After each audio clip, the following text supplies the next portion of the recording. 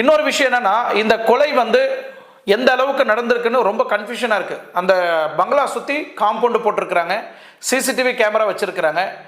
அந்த வீட்டுக்குள்ளே வர முடியாது, யார் பர்மிஷன் இல்லாமல் அந்த வீட்டுக்குள்ளே யாரும் வர முடியாது. டோர் லாக் போட்டு வெளியே சாத்திட்டு போன அந்த டோர் அப்படியே தான் இருக்குது. ஆனால் உள்ள மர்மமான முறையில் எப்படி அவங்க தூக்கில் தொங்கிட்டு இருக்கிறாங்கன்றது தான் மில்லியன் ஆஃப் கொஸ்டின்ஸ்.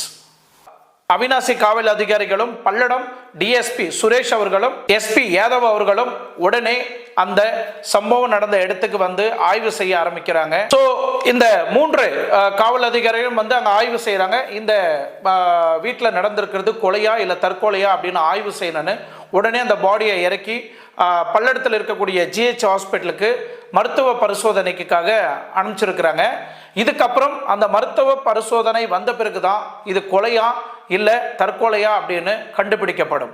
இதுல ஒரு முக்கியமான ஒரு பெரிய ட்விஸ்ட் என்ன நீங்க பாத்தீங்கன்னா, இந்த சேமால